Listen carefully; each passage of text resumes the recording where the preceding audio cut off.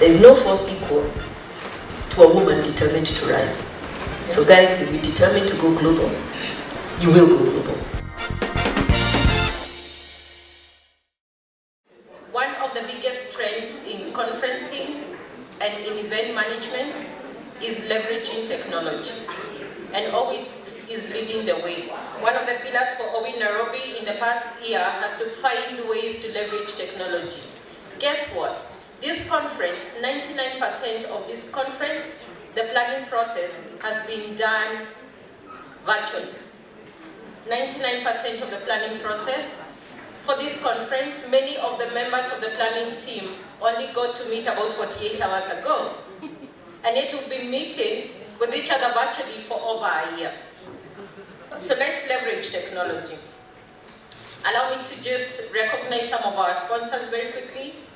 You will see them on the screen from time to time today, but a big round of applause for some of our sponsors. Thomson Reuters. Let's give them a big Huawei, UPS, and our very own Safaricom. Our sponsors right through this day, we will appreciate many who are seated in our midst, small women-owned businesses that have stood behind this conference. And without them, this would not have been possible.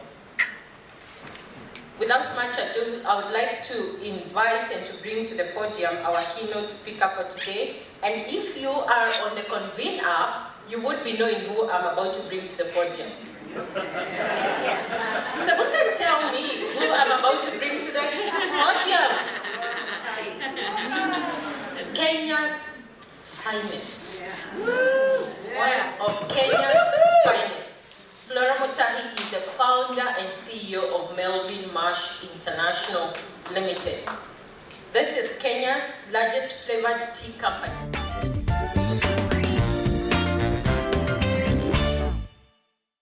What is my market entry penetration? What is my promotion strategy? What is my action plan? And do I have the competencies internally to take my product externally? Do a desk research. I'm trying to think what we saw. I saw pullovers out there. I saw some beautiful, which I want for Christmas, artifacts. I saw those kiondos. Do a desk research. Where are these needed? Who likes this? Who buys this? Export Promotion Council have those statistics. Google has some statistics. Well, come to Owit. Go to. There are a lot of organizations that help us. Go to. The second one is go to Gemba. Gemba is the floor. If you can afford it, and there are enough organizations that have grants and things that tell you, let's go for export, go. When your next family holiday, go to the country where you think you want to try and export. Try and see, walk into a supermarket, take pictures. Ask yourself, if I put my product next to these products, would it work? Or would it not? Go to expos. You know these things that take a lot of time, oh, come here. And sometimes you don't have to always go to expos outside. Go to the ones that are here. Most countries now are actually looking at Kenya. You know, Kenya is the hub. Well, Africa is going to be the next hub for the world. So a lot of countries are coming here. Go to those expos and ask yourself, if this person is trying to sell a pullover that I have, would mine compete? That is also a lot of market research. And guys, these days, the easiest way to get into doing a business is from the bottom up, which is called design thinking. Take your prototype, put it next to this person's. Would my product work? For me, when I dashed to America, you know how our packaging is in Kenya. It's fairly okay. I'm talking 23 years ago, so you can start putting a picture to how it was. So I go there and I put it next to, all these American brands. My gosh. We're still on our export strategy. So the next stage is you do an action plan. What is the activity that needs to be done? Am I making a brochure? Am I making a website? Who's doing the costing and everything? Who's doing it? What, when, and how? Putting ideas into action is and this is way before you began exporting, guys. So make sure you have that done and crystallized. One of the beauties about this, it helps you align with your local team. You start thinking, okay, I need a specialized costing. My current account can't do this. Where am I going to get that? And it also helps you review it with your management, because then they start saying, oh no, this is specialized, this we need. And so you then decide, well, am I going to invest further, or what am I really, really going to do? You then go to this one, which is risk management. What is your risk? And do a single, just a simple management plan to protect your company. And what are you asking yourself? Stuff like, who's allowed to give credit? How do I do due diligence on my customers? International trade actually involves a lot of risk, especially around payments, around buyers. And those buyers will come quickly and say, in fact, I've been waiting for somebody just like you. Can you do me, I don't know how many containers. Let me do it, can you send it to me? You get so excited. By the way, I've fallen into this. Luckily, I fell into it locally. It started in the morning. I think, you know how you're looking, today is the 24th. You're thinking the end of the month is here, I met my target, and somebody walked in and they said, can you send me this, And I said, yes, but I don't know you, here's a check, and they gave me a check, and I supplied. My God, that check bounced. That was the biggest con I had ever met. It was local. It could also be international, guys. So really, your due diligence on who you're selling to is going to be pretty important. You know, can you cover anything with insurance? There's a lot of trade insurance now that is going on. There's no force equal to a woman determined to rise. So guys, if you're determined to go global, you will go global. But aim big. Let's not take three things. Let's not take 3 products. Say I'm waiting for a wholesaler, actually an agent, a distributor, and listen to that figure. Let it be mind-boggling. It's okay. Come here, we'll hold you and we'll make it work. And sometimes your goal might not work in 3 years, it will work in 5, but at least your goal is big, guys.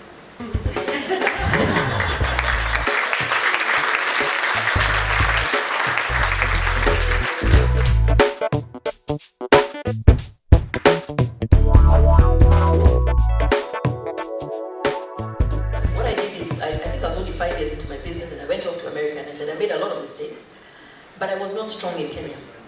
So when I sat through a board meeting with one of my board members, and I hope ladies you have board members, all of you, yes? Who doesn't have a board member? It's important to have people smarter than you who actually tell you, and they said, listen, become strong in Kenya, and then you can go out. So now is when we're going back out. But our product is picked by several, especially Kenyans who sell to their fellow Kenyans. Thank you.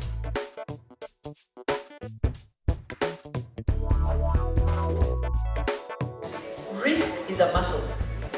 So I always say, learn to take risks. If you wake up on the right side of the bed tomorrow, wake up on the left. If your son says, can we do this?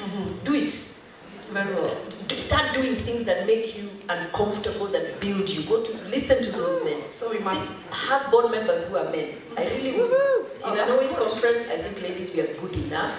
We just need to build the muscle, stop being shy, and learn to take risks. I mean, I'll give you an example. You heard I was the chairperson of KM. When they asked me initially, I said, no. I was the smallest kid on the block. I was the smallest kid in the board. I mean, my company was the smallest, and I was shy, and I refused. And they just kept saying, you are the best person, and you're going to do it. And those were men who pushed me. Eventually, somebody drove to my office and said, if you say no, the next time they'll ask another lady will be in another several years. So take it for the ladies. And I made a big fuss. But that night, of course, I couldn't sleep, and I said, I'll do it. It stretched me, it challenged me, but it grew me immensely. Thank you, great advice. Thank you so much.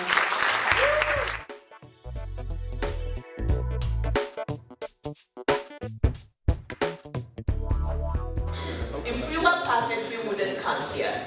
When we come for events like this, we come to improve, not to impress. I often tell my clients as a business breakthrough coach, when you come to me, you're coming to improve, not to impress me. So let me know what's going on, then I can be better able to help you break through into the level that you want. So everything I say is with love and respect. So put your emotions down and open your heart. So the first thing, when we are going to go global and we carry our luggage, what is a better way? Instead of taking our luggage and begging people at the counter, please, you know it is 20 kilos.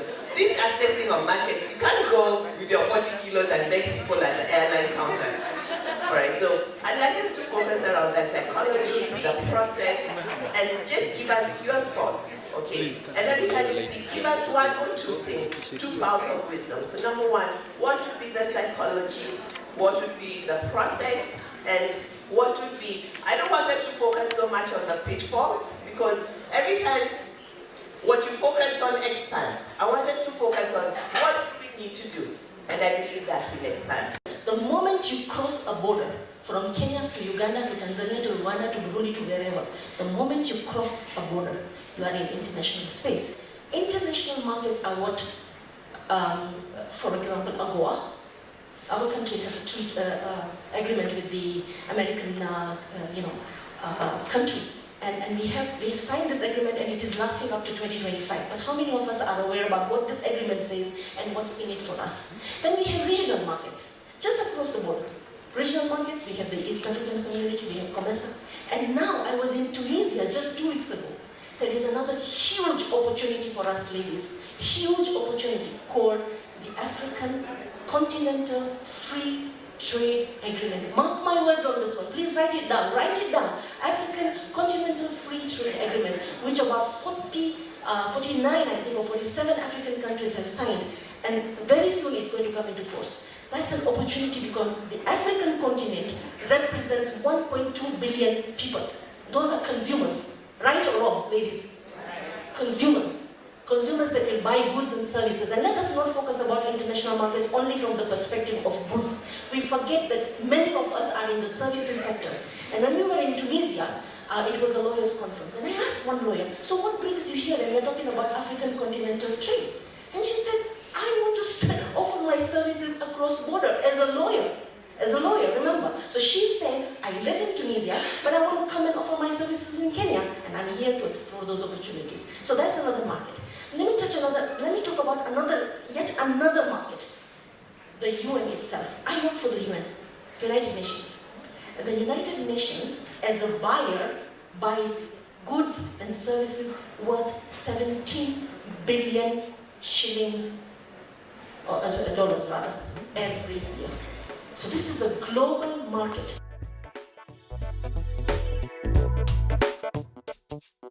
What I've come to realize, especially in this business of export, we have actually majority women. As EPC, we have a program called Enterprise Development and Product Development.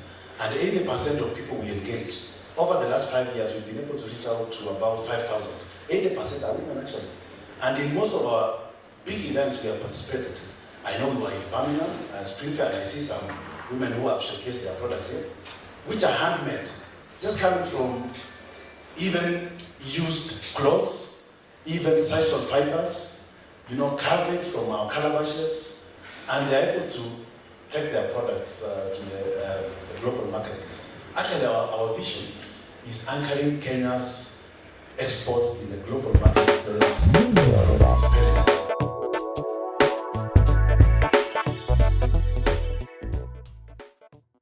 You can give somebody a business card with your eyes closed, actually just at the side like this, and they'll put it in their pocket. They really not bother looking at it.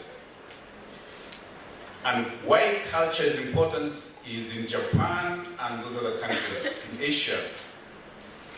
Giving somebody a business card, and my colleague here talked about the business card, is a ritual. You must stand up and give it in a particular way, which Mr. Biwalt and his organization will be able to teach you if you have a function there. You give it in a special way, it's accepted in a special way before you establish a rapport. And rapport, international business, is what builds into trust and is what builds into the deals that you cut. Before that, it cannot happen, and you cannot do business with some cultures. So knowledge is very, very important, and understanding the market is really key. We all know about globalization. In economics, it means everything is taking place all the time. It's like a volcano. It's like the magma down there in the middle of the earth. It's boiling all the time.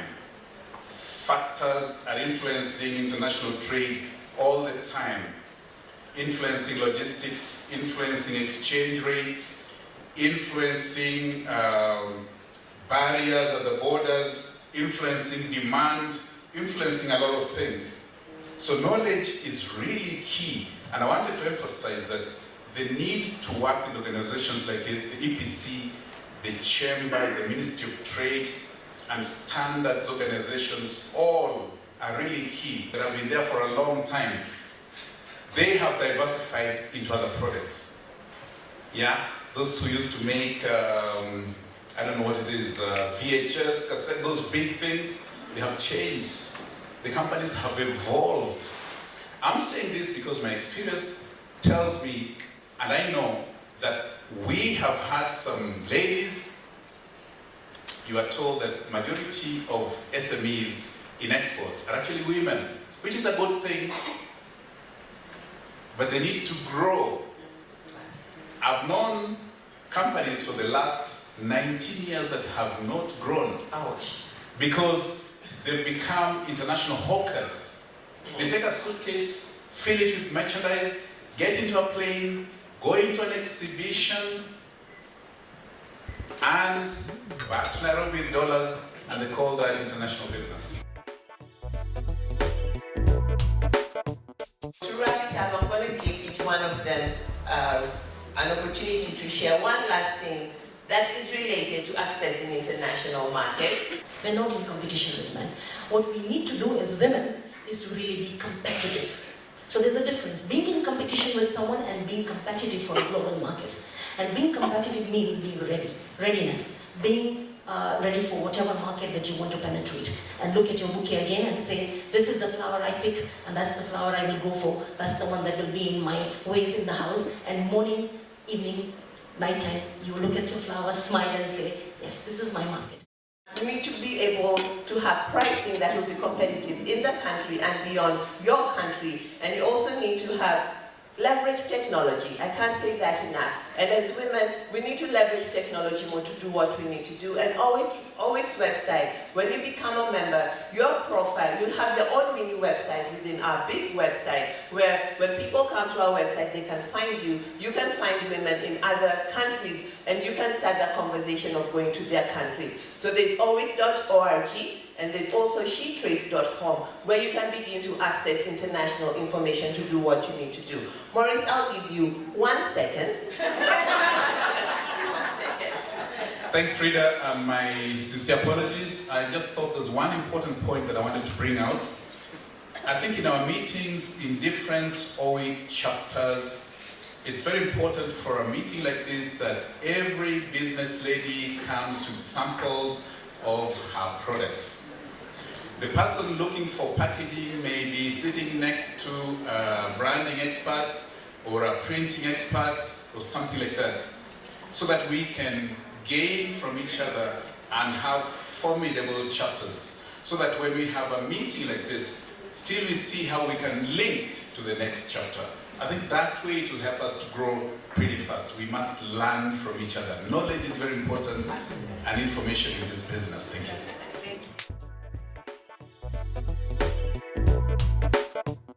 Safaricom truly believes in the power of women, women in leadership, women in significant positions where they can make decisions that change the direction of, the country, the people around us. And that's why we're so pleased to be partnering with you, because as someone said, when you empower a woman, you actually empower the family, you empower the country, you empower the whole world. So we hope that your networks and your conversations will be useful to all of you. We do the same quite a bit in Safaricom. We have a program called Woman, where we support women in business, bringing them together so they can network.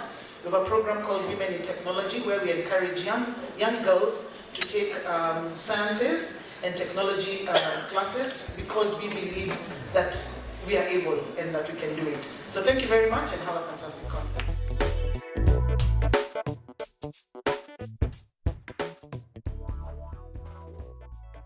When we started working in the area of empowering women to market access, we did not start with the export sector. We started with Kenya here in the local, local space. And what did we do? We started working with the corporate world, because we watched who was on the panel talked a little bit about the government of Kenya has this 30% procurement policy, which for those of you who are from outside Kenya, it's a very noble idea. It's about the government saying very strongly that we want to have a more inclusive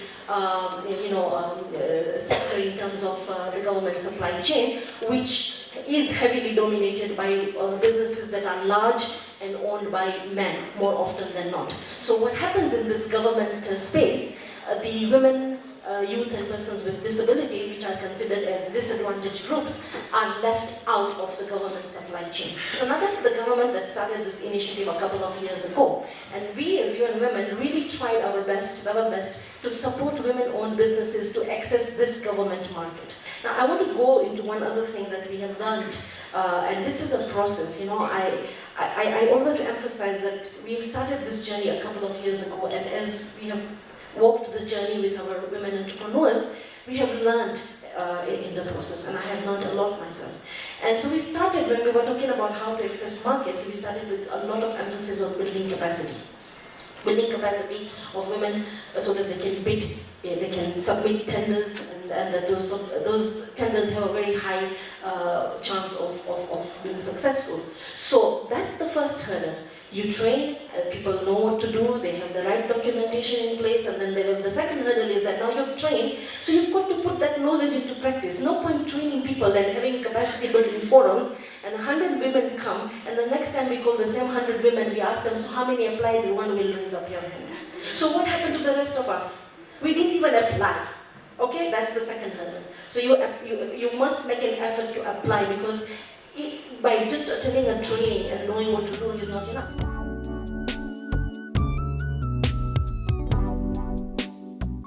What are the things that women-led businesses do or not do in their own businesses to hinder them from accessing finance? Banks were initially able to give financing unsecured as long as they'll be able to price it higher so that they can cover themselves against the risks that are involved. But now with the rate cap, everything is priced the same. The bank doesn't have that luxury of pricing based on the risks involved and everything. So what happens is that the banks have shut down or shut out all the small businesses, all the unsecured facilities. So that's we'll find it's becoming more and more difficult for even them to access financing.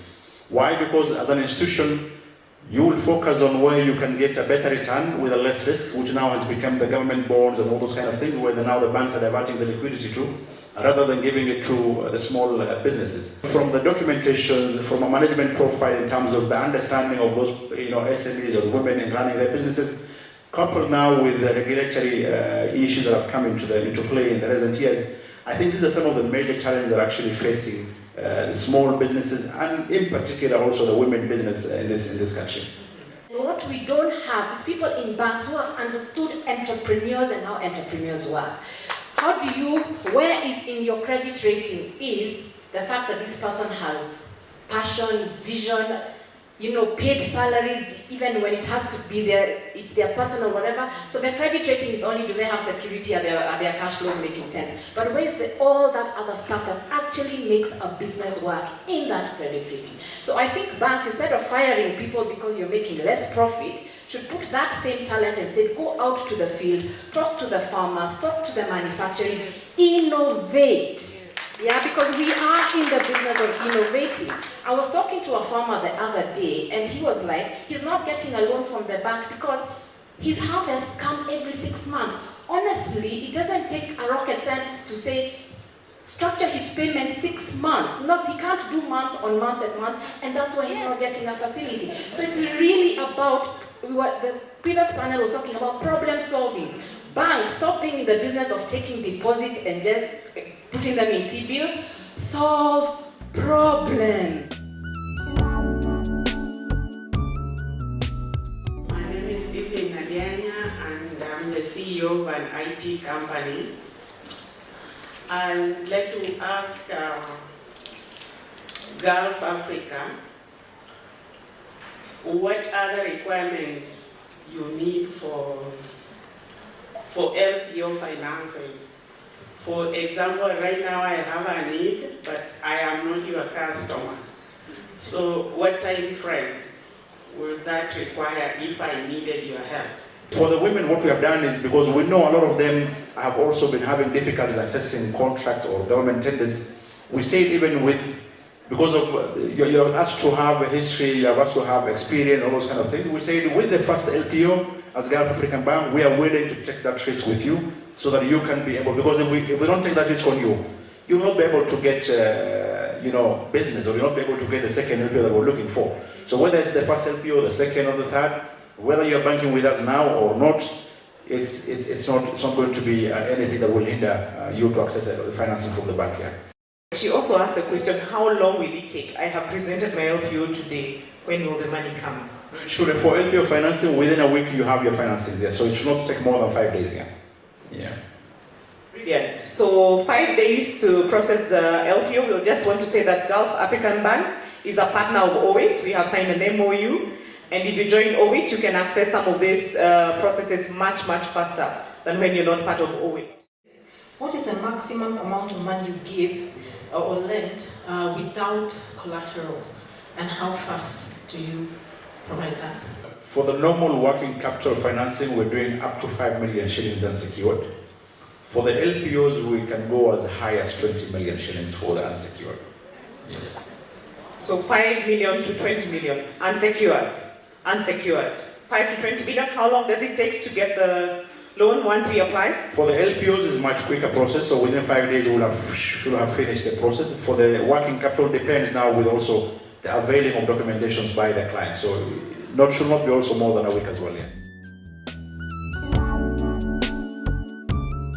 And when you think about the African continent, it's a mobile-first continent. I mean, everybody's literally, the technology that they use is driven by their handset. So we need to first of all make sure that we can discover the kind of products that exist within the African continent, and that just means that we have to ensure that these businesses are digitized. This inventory is accessible online. Somebody needs to discover what kind of textiles can I find in Accra, Ghana. What is different in Bamako, Mali. If I am interested in that, I have to be able to discover that. And the next is, how do I ensure that if I am interested, I can actually pay for it? So that's cashless. I think we've had a huge success in the African continent, for example, in Kenya with mobile money. So that's a big plus. And it's great that a company like Safaricom is really helping a lot more countries begin to adopt mobile money, because the card system, the banking industry versus the mobile, you cannot compare the number of mobile users to the number of card holders or bank account holders. So that's cashless payments, because we need to be able to settle each other. Of course, there's the element of cross-border payments cost. I think there's lots of other new technologies that are coming in to bring down these costs. How do we come and turn around our economies in ways that actually we create thriving economies and improve our livelihoods, and we really see the impact of entrepreneurship in our societies? We need to start to look at, what is this that we can actually put out there to the world, right, as young people in the future, and do this competitively. The beauty is that there's a lot of knowledge, and knowledge can be acquired by even going to those countries that have, made progress in, for example, processing coffee, just an example of one of the products that come out of Africa. And then we need to look at, how do we make sure that, products can actually be marketed off the same ecosystems where they are growing? Because I think these are some of the things that we're not doing so well. And this is a challenge that we need to give ourselves, because technology is actually supposed to be enabling us to succeed with what we have. And how do we put these products to market, and make sure that consumers can access them? And I think for the future generations, the question is, can we make a difference? And I think yes, we can, because we are the tech-savvy people who can actually be able to make this transformation happen. And I think the most important thing that's going to help is confidence. Because I think lack of confidence in our approach to entrepreneurship is one of the things that's preventing many of us from really, going the full hog, and it's a possibility that we can be successful. So I think that in terms of the future is to really see, how can your technical skills, help you, place your country at a competitive, position globally, using what cannot be taken away from your own locality. And I think that would actually make a difference for the young people in terms of their prosperity. So they talked a little bit about future generations, but I also want you both to tell me the course and sort of the path you took to get to the tech and innovation space. So what kind of leadership skills do I need if I want to get into this space in the future? Yeah, so to get in this space in the future, you need a little bit more than just the technical skills. And one thing I think I've noticed over time is that the young and even the current people who want to get into the technology space will focus a lot on the technology but forget about the application of the same technology. So the clear focus would be, yes, the technology itself, because it's changing each and every particular day, but how frequent we look at the business, the opportunities, the challenges, the problems we're trying to solve, even as we try to apply the technologies. And I think, you know, a good example is if you try to solve a basic problem, you'll always be relevant, because people will always need that particular basic problem. If you're providing a solution for solar that is light, you're solving a problem for people who are off the grid. If you're providing a solution that's tackling another problem, say shelter, clothing, things that people will need, you know, food. Agriculture is the biggest drive in economies in Africa, and I think Africa is the only continent that has the largest potential when it comes to agriculture. You know, if you look at Kenya in perspective, you know, there's so much we can do in agriculture, and it's not just Kenya, it's beyond. So how can we look at this technology and focus on business at the same time? So my advice would be, you know, yes, focus on technology, be up to speed with it, but at the same time, look at the current business changing, because the landscape of challenges in business is changing over time. You know, the challenges we're having today are not the same challenges we're having tomorrow, because there's a solution that is being built for every challenge that we're having each and every particular day. The smartphone really tells us that the phones are right, because when you give, you know, when young kids these days touch the phones, they know how to use your phone sometimes better than you. They even discover things on your phone faster than you. So that means that the technology is responsive to even somebody who doesn't have any basic training. So yes, training is always provided, and it's also very simple for you to do it. And you can get it from, you know, just local person in your ecosystem. Last question from Gloria. So this is really surrounding import clearance processes. How has the Kenyan government worked with, let's say, the international trade community and with IT professionals and making sure that these processes are streamlined?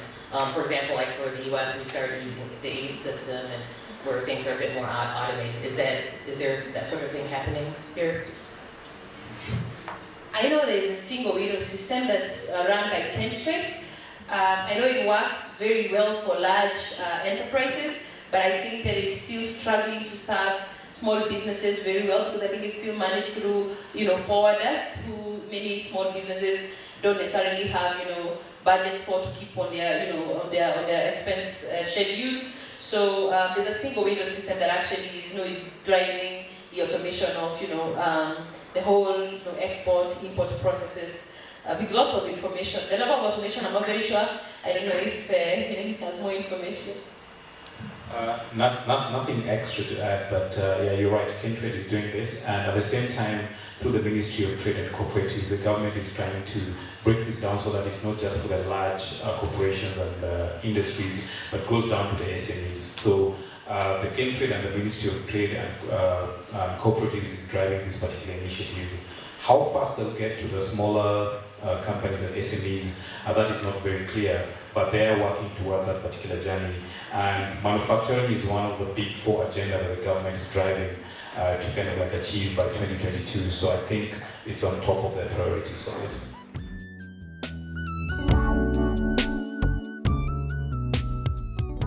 I'm happy to be here. I'm not going to go through every slide because we only have 10 minutes, but I'll give you an overview of our activities on the continent and what we're doing to put more capital in the hands of women. We were established in 2010. Principally, the trust works across 3 pillars, which is got to do with women economic advancement, children, and leadership and governance. We're in 20 African countries, and we work to sort of amplify, multiply the voices of African women and children. Today I'm going to focus a lot more on the women economic advancement pillar and just let you know about some of the activities that we are engaging in and how we work. So while that is taking its time, just a few stats. Women generally make up a disproportionate share of senior management positions within the banking sector. We can't even talk about the stats within the investment sector. I'm a fund manager myself. That is even more minimal. I think when we talk about getting women to access financing, there was a quote by Melinda Gates said, the problem is with who is doing the funding and not who is doing the founding. So really getting more women in decision-making positions that can actually look at women businesses without the unconscious biases. Then there's just what we would call a combination of just culture and capacity and collateral constraints. Culture in terms of just patriarchy and what that is. That is not only an African issue. I think there are many stories that have hit the media from our good old friends in America that show patriarchy is everywhere. We actually have a challenge now with Global Fund for Women. We were looking for entrepreneurs with sexual reproductive health.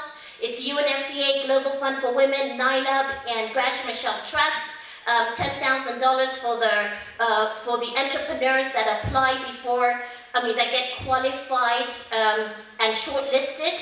And the application ends on October 31st. But we also noticed that women have a high affinity for mentoring and training. So just as Nairobi is a hub for entertainment, I say every Saturday there's organizations like Owit trying to create self-improvement amongst their members.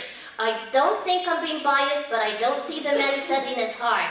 So here we are looking to support women in business. What I say to you is keep growing your business, keep putting your hand up there, and keep basically letting us know what specific needs are, and we're doing our best to network both on a pan-African and global stage about the needs of the woman entrepreneur. Grasham Michelle Trust is the promoter of this particular initiative. I am the designer and the leader of the Fund Management Initiative, and we really want to put capital not simply into the hands of women, but African women. Thank you.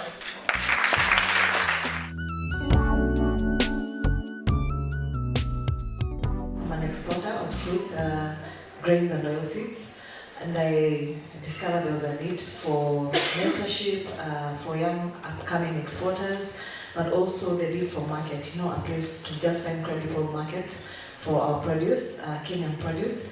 So I'm at design stage. I'm just curious. Sometimes people make it feel like this thing, you've got to design it for years. What has been your experience, and what do you think? I know it depends on what exactly you have on that system and everything, but is there space for you to mentor some of us? Because we want to get this into the market as soon as possible. We as women are emotional, and that's how God created us to be. And we get so emotionally attached to an idea that we don't have that clinical relationship with business. We don't have a clinical relationship with money or with numbers, which is, it's a fault because it doesn't help us in some areas. Of course, it helps us in other areas. But in terms of your idea is so bright at that time, but somebody always manages to dampen your spirits and to kill your drive. And so I want to say that I want to meet you 1 year later and you're still having the same gusto, and I wouldn't mind helping, and of course we can speak after this, but it's a matter of just not having too much of a fancy product. Women love fancy stuff, me included. So you go and set up this big office, because you have to have an office, and then you go and buy all this furniture and get your flowers just right, and then you're like, oops, I didn't do the core business that I was supposed to be doing because I was too busy setting up everything around it. So we always get caught up with how it's going to look and how it's going to appear. So just start with the small bites. Start with the small bites and move it from A to B. And always watch your numbers, because we always have an emotional relationship with money and numbers. There's nothing worried about numbers. Numbers are absolute. They are showing you how your business is doing, and you must navigate those stormy waters, and hopefully with a mentor or with somebody who can guide you and say, look, we're sticking to this, and this is how we're going. And then a year later, I can meet you and say, how is it going? And you can say, I started it, I'm having these challenges, but I'm still in the game. And that's what really I want to hear as a fellow woman, and just say, look, are you still in the game? The evolution of the trading system since the Second World War has done much to connect countries and businesses and encouraging the flow of goods. Yet we continue to see challenges for truly inclusive trade. Our goal is to be inclusive as we integrate countries into global market. That is, making sure that the benefits of trade can be manifested and shared broadly among all citizens, including women. At USA, we believe that gender equality and women's empowerment are not part of development, but they are the core of all of our development and a key metric for a country's roadmap to self-reliance.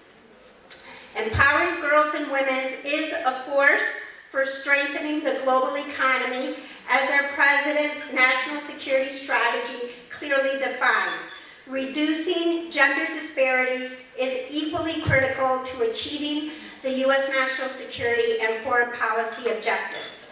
That is why we are committed to increasing women's economic empowerment to help the skills, means, and opportunities to realize their economic potential, which serves as an important driver for global economic growth.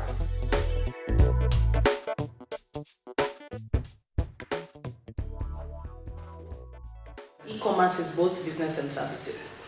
And as much as we've made a lot of progress in terms of being able to push products, one of the things that we've recognized is that businesses aren't necessarily being able to outsource or to be able to provide a space for those who are in services to be able to be on the market. And part of it is just that policy tends to go slowly. Technology, innovation will usually lead, and the law and policy would usually lag behind.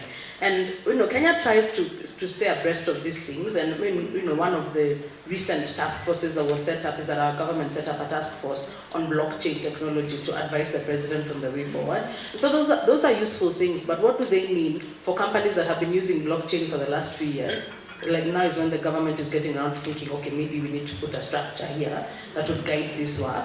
And so if you think about it, then it's likely to be more restricting, in the sense that you have already taken the freedom and the space and you're using blockchain and other technologies for the things you needed to do with them. So when government comes into that space, it's likely to be more about regulation than support. So our work really we spend a lot of time and energy trying to understand, to explain to government how when they get into this technology space, they shouldn't come to restrict it. They should come to just provide a platform and ensure that, of course, there's protection, the regulation is important, but that it's not a time for them to come and either tax or stop or control. And so a lot of our work, especially with regards, we have a sector board on ICT, and the work that the sector board has really done is to be able to look at the legislation that government is putting in place. Gloria, I'd like to ask you, because there are unique policy and norms affecting women at the border and with trade facilitation procedures. How can these affect women's ability to participate in trade? And what are some of the key activities that can be introduced to help level the playing field for women? Thanks, Anna. One of the biggest challenges that I think has been mentioned earlier this morning is information. There's a lot of, I think personally right now the EAC it's a great opportunity that presents itself. We have a lot of policies in place, the East African Common Market Protocol, all these things they're already available and they're already agreed to by all the governments. But the issue is, are people aware? So like under the Customs Union, there's a simplified trade regime, which basically says if you're trading goods less than $2,000, you don't have to pay any duty as you cross. We found amazingly that the majority of women had no idea. So we've seen videos of women who are crossing Malaba, which is Kenya-Uganda border, through a river. Because they think if they go through, they can't do that. So they're going through the border, a river, they're going through forests just to get a bag of rice or sugar across the border. So one of the key things that we're trying to do is just get the information out there. Share about this regime, the benefits that it provides for the average woman trader, but also we're looking at the other side of the coin, because we know that harassment is a real issue. Border officials are taking advantage of women because you do not know, they will exploit you. There are agents who stand at the border each day, they say, oh, I can help you clear your papers or whatever. Whether or not you require clearance, the woman will pay that fee, and then she'll only realize later that she was actually just being exploited. So we're also working with the border officials. We're trying to get everybody at the border to have an ID or some form of identification Who are you? What service do you provide? You go to SheTradesCommonwealth.com, but you could also get much more information on general ITC. So if you go to ITC website, it is intrasen.com.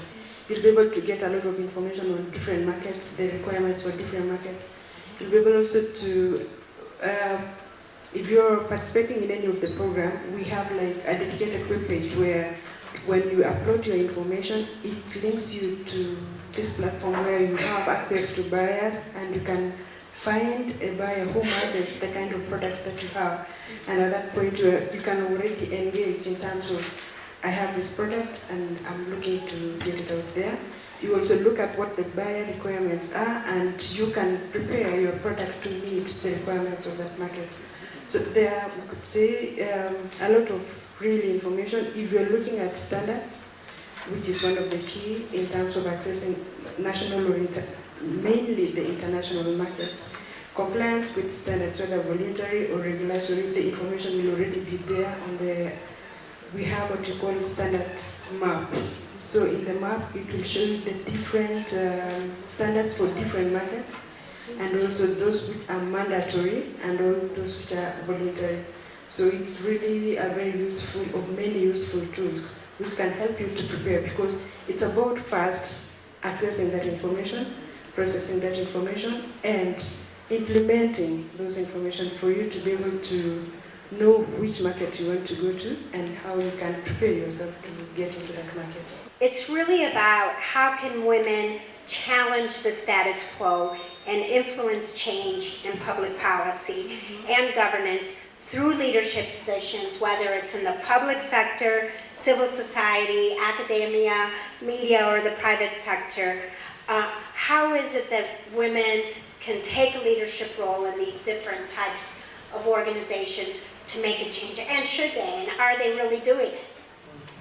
Such a multi-layered question, because the strategies that are available to us are immense. There are many, they're different, so it's about thinking about what serves me in the space that I am in, and how do I take advantage of it. A lot of the opportunities that are available, should I say there's a growing space for women, because the private sector has seen the data. We've seen the data and analysis that talks about how women, businesses that have women at management levels, that they have higher, better turnover, that they're more successful. And so companies are currently thinking about it. And we've seen some progress. We've seen Kenyan companies or larger multinationals that have gone from having 0 women on the board, and one day they make a decision and say, at least we're going to reach the 30% target, and they will look through the private sector and find successful, good quality women who they will then bring on the board. And we know those success stories are starting to become quite a number of them. But how do you get to that space? A lot of it has to do with organizing.